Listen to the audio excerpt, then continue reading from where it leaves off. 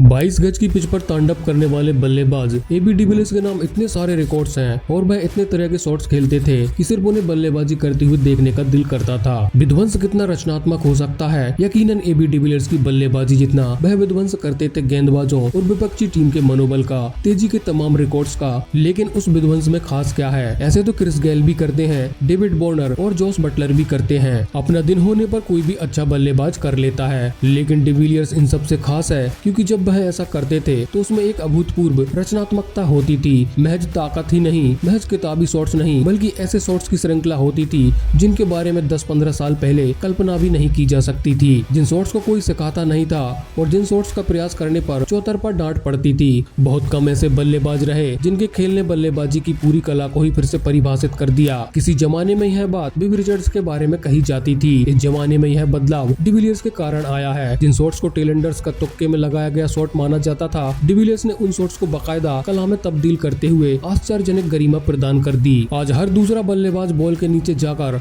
Off stump के बाहर से 8वें स्टंप के पास से आधा बैठकर डीप फाइन लेग के ऊपर से छक्का मारने का अभ्यास करता है। क्रिकेट अकेडमियों में कोच मजबूर हो गए हैं कि वह बच्चों को ऐसे शॉट्स कैसे सिखाएं। सीधा बल्ला अब पुरानी बात हो गई, आड़ा बल्ला अब हमेशा खराब आदत नहीं रहा। 360 अब गलत से निकलकर क्रिकेट का अंक बन गया। झुककर गेंद को उठा देना फील्डिंग नहीं, बैटिंग का हुनर बन गया। अपने चरम पर पहुंचकर डिविलियर्स ने बल्लेबाजी को ही बदल कर रख दिया। भविष्य के हर अच्छे बल्लेबाज में हमको अब एबी डिविलियर्स की कला का कोई न कोई पहलू जरूर दिखाई देगा। यही उनके द्वारा इस खेल को दिया गया सबसे बड़ा योगदान है। उन्हें सुपरमैन माना जाता है। उनमें अपने से पहले के बल्लेबाजों के लगभग सभी गुण हैं और उनके अलावा कई नए गुण भी। उनके पास एक करिश्माई व्यक्तित्व है, ब्रायन लारा जैसी चपलता है तो गैरी क्रिस्टन जैसी तकनीकी क्षमता भी, सचिन तेंदुलकर जैसा टेम्परामेंट और राहुल द्रविड़ जैसी नजाकत। दोस्तों, क्रीज पर उनके पैर सबसे अधिक डांस करते हैं। उनके हाथों की पहुंच वाइड की रेखा से भी बाहर तक जाती है। उनके पास वेस्ट इंडीज के बल्लेबाजों जैसा विशालकाय शरीर तो नहीं है, लेकिन पूरे शरीर का संतुलन बनाकर वैसा बल पैदा कर लेने की कला जरूर है। दोस्तों, जब उन्होंने भारत आकर IPL खेलना शुरू किया, इस टूर्नामेंट ने उनके खेल और उनके खेल ने इस टूर्नामेंट को परिभाषित किया। कैसा अद्भुत है कि दक्षिण अफ्रीका के एक छोटे से गाँव में पैदा हुआ एक व्यक्ति भारत के जिस भी शहर में जाकर मैच खेलता हो, वहीं उसके नाम के नारे इस कदर लगते हो जैसे वह वहीं का हीरो हो। महेंद्र सिंह धोनी के बाद भारत में इतना प्यार एबी डिविलियर्स को ही मिला है, जबकि वह विदेशी खिलाड़ी हैं। अगर क्रिकेट नामक खेल के पास किसी को राष्ट्रीय नागरिकता देने का अधिकार होता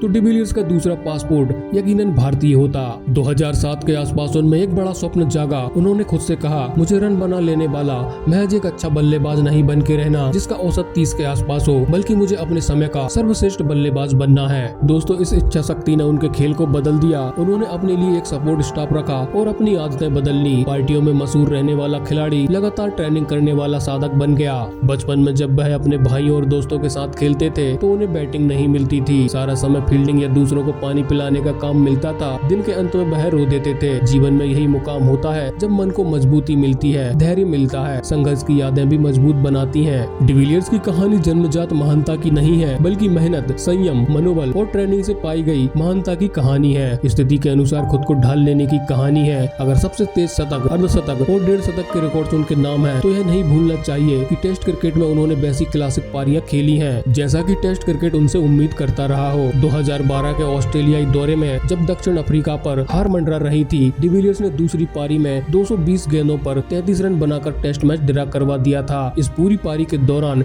एक भी चौका या छक्का नहीं मारा, दोहरे रन के जोखिम तक न उठाए और अगले ही मैच में ताबड़तोड़ 169 रन बनाकर अपनी टीम को मैच जिता दिया। 2015 में 44 गेंदों पर 149 रनों की पारी को भला कौन भूल सकता है। वह 29वें ओवर में बैटिंग करने आए और जबकि आना नहीं चाहते थे। उनका सुझाव था कि डेविड मिलर को भेजा जाए ताकि वह तेजी से रन बना दे, लेकिन कोच ने उन्हें भेजा और उन्होंने सबसे तेज शतक का रिकॉर्ड बना दिया जो कि 31 गेंदों पर आया था। दोस्तों, इससे पहले वह रिकॉर्ड कोरी एंडरसन 36 गेंद और शाहिद अफरीदी 37 गेंद के पास था। लेकिन ये दोनों सिर्फ हिटर हैं, अंधाधुंध बैट घुमाने वाले साधारण बल्लेबाज जो हमेशा अपने दिन आने का इंतजार करते रहते हैं। लेकिन डिविलियर्स की वह पारी रचनात्मक व कलात्मक शॉट से भरी हुई थी। क्रिकेट में आमतौर पर माना जाता है कि गेंदबाज तय करेगा कि बल्लेबाज किस दिशा में शॉट खेले, लेकिन डिविलियर्स की ऐसी तमाम पारियों के बाद कई बल्लेबाजों को वह हुनर मिल गया कि खुद बल्लेबाज तय करें कि वह गेंदबाज को कहां मारेगा। 22 गज की जमीन पर 10 साल तक तांडव मचाने के बाद भी देखिए, हर पारी, हर बड़े शॉट्स के बाद उनकी आंखें नीची रहती हैं। किसी अतिरिक्त आक्रामकता का प्रदर्शन नहीं, हल्की सी सहज मुस्कान और अगली गेंद या अगली पारी की प्रतीक्षा करना।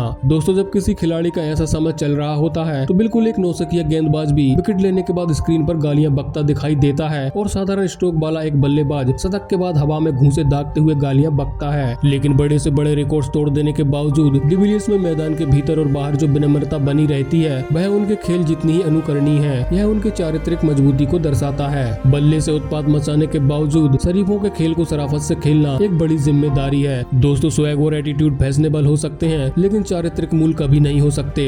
हमारे समय के दो महान बल्लेबाज डिविलियर्स और विराट कोहली की तुलना बार बार होती है। कोई अचरज नहीं कि जब भी उनसे पूछा गया उन्होंने कोहली को अपने से बेहतर बताया। यही सवाल कोहली से पूछा गया तो उन्होंने डिविलियर्स को बेहतर कहा। विराट कोहली के भीतर इस नवविकसित विनम्रता के पीछे कुछ योगदान MS धोनी का होगा तो यकीनन कुछ डिविलियर्स के संग का साथ भी। दोनों का खेल एकदम जुदा है। कोहली ने क्रिकेटिंग शॉट्स की सीमाओं के भीतर रहकर श्रेष्ठता अर्जित की है तो डिविलियर्स ने उन सीमाओं का अतिक्रमण कर बल्लेबाजी का एक नया व्याकरण बना दिया। आने वाले वर्षों में कोहली संभवतः सबसे ज्यादा रन बनाने वाले बल्लेबाजों में शामिल होंगे, लेकिन नए व्याकरण की रचना का सहरा हमेशा डिविलियर्स के माथे ही बंधेगा। दोस्तों, डिविलियर्स ने महज 34 साल की उम्र में संन्यास ले लिया, जबकि हर देश में इस उम्र के कई खिलाड़ी अपनी अपनी राष्ट्रीय टीमों में प्रवेश करने या खोई हुई जगह वापस पा लेने के लिए प्रयास करते रहते हैं। मैं अब थक गया हूँ। अपने संन्यास वीडियो में डिविलियर्स की कही है पंक्ति तमाम कयासों पर एक पूर्ण विराम की तरह लगती है। उनके संन्यास ने अंतर्राष्ट्रीय क्रिकेट को वैसे ही आश्चर्यजनक झटके दिए हैं जैसे कि उनकी महान पारियां जिन्हें हम बार बार याद करते रहेंगे। लेकिन इसके साथ ही 2015 विश्व कप के सेमीफाइनल से हारकर लौटते डिविलियर्स की आंसू भरी वो नम आंखें भी याद आएंगी।